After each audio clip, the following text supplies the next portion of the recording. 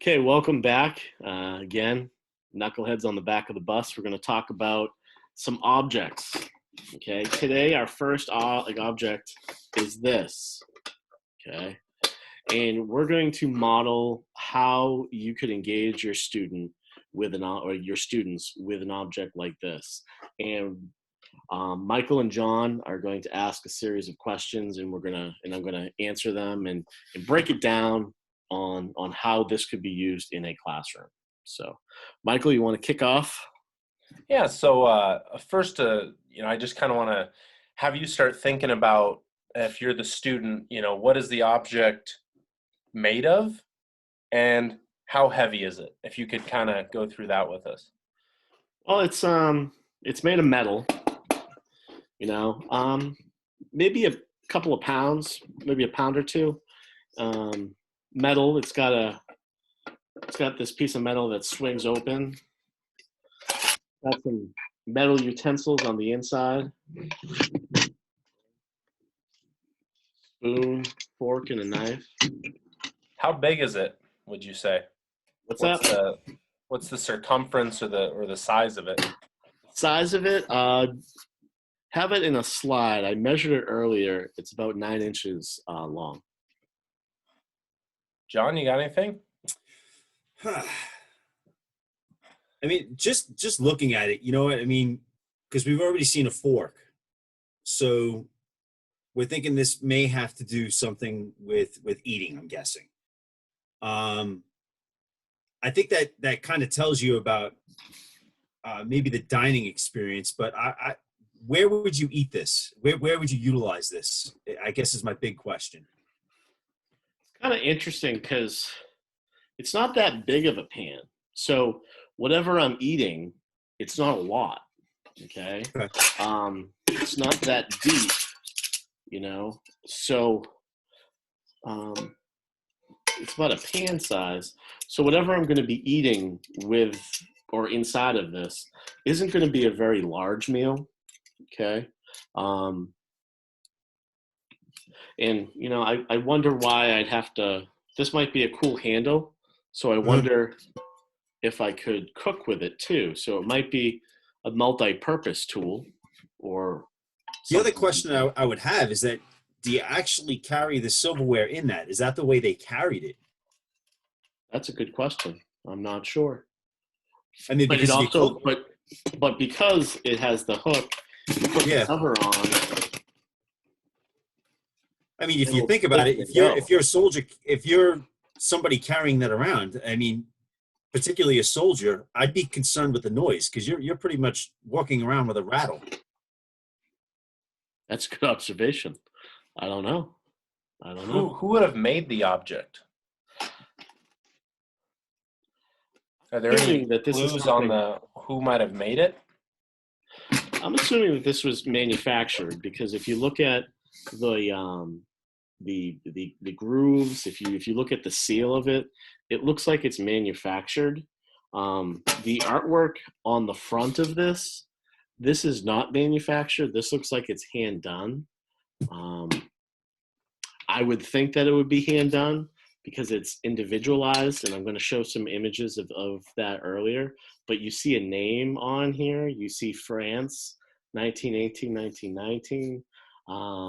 You see this American Eagle here. There's a lot of things that would make me think that this front portion of this, whatever this object is, I'll let you guys guess later. This was hand done. Okay, so they kind of personalized their object. Any other questions on the makeup or anything of that?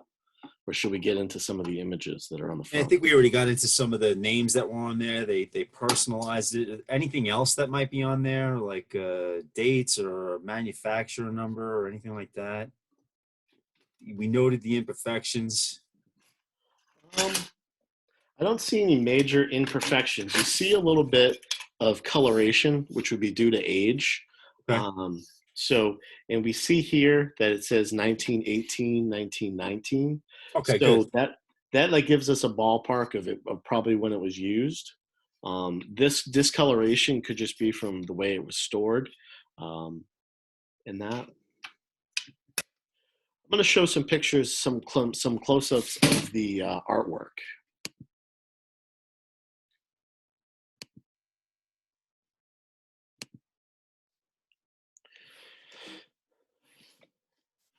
The fact that the artwork is on there, I mean, it does speak to how this was made.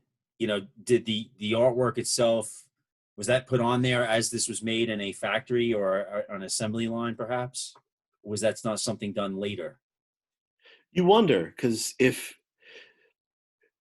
this was used for a soldier, do you think a soldier would get this personalized type of detail on their equipment? I would say yes. Only because, you know, when you're looking at soldiers, there's the whole idea where everybody is uniform and everybody has to look alike, between short haircuts and uniforms and everything. This is the one thing that might perhaps make you, you know, you get this sense of that individuality. Yeah. I mean, the other thing that makes me think of, and I can't make it out with the drawing itself, this reminds me of scrimshaw, of what sailors used to do on ships. You know, they would doodle or make these beautiful murals on whalebone. It almost makes me wonder if this particular soldier, if this is something that he did himself when he was bored. Interesting. So I guess the next thing that we could do if we were to start looking at this is to go back to our first step. Because, you know, we weren't able to really give you a full image of the object without this picture. But how could you then start breaking down this picture? What are some questions that you would ask your students in breaking down this picture? I would hope that they would recognize this from the dollar bill. I would hope something they go into with the 7th grade curriculum. You know, with the arrows meaning military. You get the coat of arms there. We got peace on there. So if they didn't know that. They didn't. Oh, what were certain things I'd ask? Yeah. I think just to get the conversation started, do you recognize this? It's a good question. And then you get some yes. You know, if they're in a cooperative learning, maybe one yes, couple no's. Okay, where do you recognize it from? And then, you know, you delve deeper. I might ask them, what images do you see? And hopefully they would say, I see an eagle. I see flowers. I see them holding arrows, like you said. I think I would start with the very simplistic approach of what specific things do you see in this image? Okay. I always start off with that with I call it observation, reflection, and questioning. So I like to look at exactly what do you see, and just as you said, and then after that, I would probably progress to why these certain images were chosen. You know, why did they choose E pluribus unum, the eagle, the symbols that they did do? And then after I progress through there, I might ask, you know, what more questions do you have that are still unanswered as to the artwork, as to the images, as to why this might be on this equipment. Good. What's interesting is how this goes into an analysis and investigation of an artifact, and it quickly turned to art. you know, when you look at it, which is amazing as to what it invites.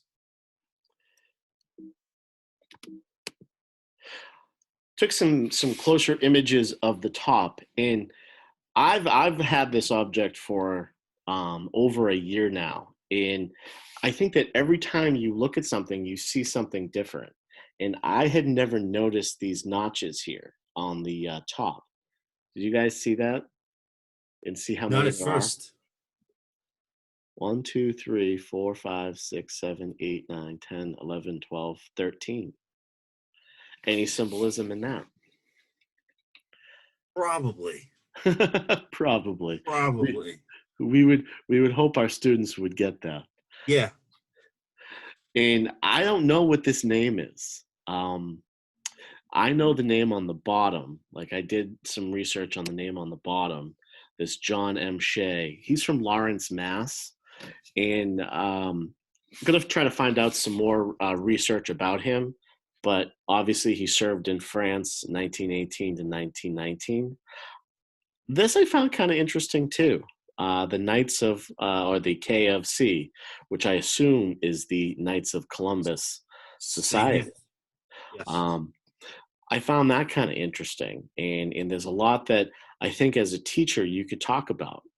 Um, Anything else you guys see or have questions about? Well, Or, the fact that you point out the Knights of Columbus, and it has his name here. This particular soldier, possibly doodling on this on his free time, that kind of throws that thought right out the window. Because now I'm thinking either he or somebody in his family might have been involved in the Knights of Columbus.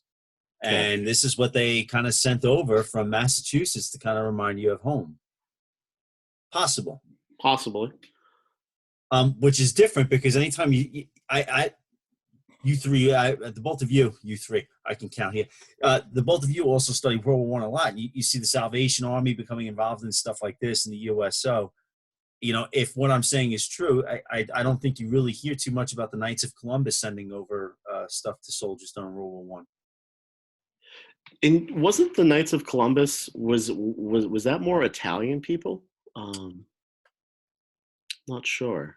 I'm not sure of its origins, but I mean the whole idea of community though is definitely there, and you can easily see. I mean, particularly in the Northeast when you had different types of immigrant neighborhoods that were developing. I know in New York City and probably throughout Massachusetts that Oh yeah. You also saw societies and social clubs evolve out of that. So What I find interesting is the personalization that you've yes, been able to do all of that research and find out that this John M. Shea is from Lawrence, Mass, where you're from, and that's just a small detail that I hadn't noticed until you kind of zoomed in on it. And so, I was obviously instantly drawn to the eagle and to the flowers and to the bigger items. But then, like you said, with the stars and the inscriptions here, we can kind of go a little deeper, and that's something that students of different levels. John deals a lot with middle school students, and they may need to just look at the big symbols. Whereas with a high school student, you might be able to do maybe a little more of those investigations on some of the finer points. So that is interesting to me as I look at this man's experience and his equipment here. Good. here's the other thing. I mean, I know you probably know more about this than we do. Was this, by any chance, do you know if this was hand done? Or by Should we do the great reveal now? Should we talk about what it is? I think you've got us curious enough. I mean, you hold the thing up. I'm like, oh, I got this. But now the way you did it, you turned right to the print, and now I'm not even concerned about a meal. So let's start with, obviously this is a what? Yeah. Oh, it's a mess kit. It's a mess kit. So as we kind of alluded to at the very beginning, this is something you would have eaten out of, and this was donated to the history lab from one of the secretaries at my school. She donated it, and she didn't give me any kind of context of what it was. She's like, "Hey, I don't need this anymore. Here." It's like, "Oh, thanks." She also donated. I didn't know what it was at first, but they were actually, when we looked at them, it was a mallet, and it was a little kind of stamp, and you would take metal and you would stamp it. So having those two pieces together leads me to believe that this was done with one of those kits, because it would be something that you would stamp dog tags with. So he probably sat there in the trenches and carved this whole thing, and it's beautiful trench art. And I really like your connection with this scrimshaw and that, and I think that that's something students could connect to. And when you're talking about different things appeal to different students, some students will really like the nationalism in it. Some students will like the art of this. Some students will be intrigued, like we were, with the names. And one of the things that I've done when we've found names in different postcards or things like this, we've gone on Ancestry and tried to find information about the soldier and or person, and that becomes a research project for a student, and they become mini detectives. And again, when you're talking about trying to get students excited about history, what better way to get them excited than, like, here you go. I don't know where this came from. I don't know this person. You tell me, you educate me, and you empower that student to take learning into their own hands. And I think that that's an important piece and something we don't do enough of, empowering our students to take learning into their own hands. And even going back to what you started with, I mean, students would see this, and if you had the knife and fork there, they'd be able to guess it right away, which is something that you don't like students to do in your learning lab, to guess it right away and, keep moving on. Um, One of the things that I saw right away to make sure that you weren't letting them off the hook, rather than go into the whole the artwork of it, is, what does this say about the dining experience? You know, um, yes, you ate out of this, but what did you have to do beforehand? What kind of food? Where was it? This isn't like a meal on the go that you could possibly do. I mean, I'm getting the sense that you're going to probably have to wait online. Someone's going to ladle some food or stew onto your mess kit itself, and then you're going to sit somewhere and enjoy it. What does that tell you about when a meal was served? Was it safe? Was it in a danger zone? That alone, the dining experience alone, I think that the way it's assembled does give you a lot of it does make you kind of question or even learn about, like, what the dining experience may have been. Similar to maybe people who are on the run, or people who do endurance races where they're grabbing something that they can eat on the go, a banana, or God, the beef jerky or something like that. This was actually, I get the feeling that you got to sit down and eat and enjoy it.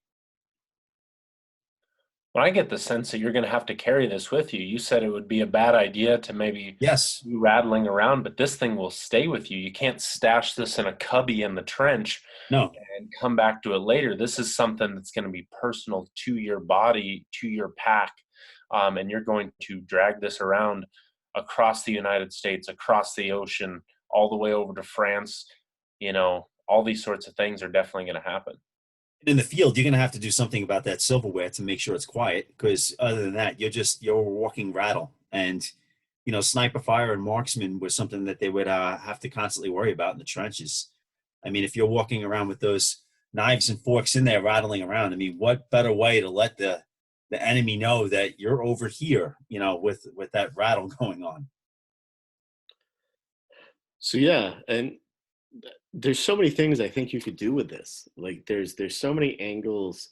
As a teacher, you could take a simple object like this and really have great discussions with your students, and that's what we want to have. And hopefully, you guys all got something from this. And anything else you guys want to add before we end this? No, I just like the fact that, depending on how you look at this object, and I've seen this before, there are ways, going back to what you started off with, that you can have students delve into a little deeper. So this way you're not letting them off the hook, particularly in a lab setting. There's a lot that you can look at. Okay, Well, that's good. signing off.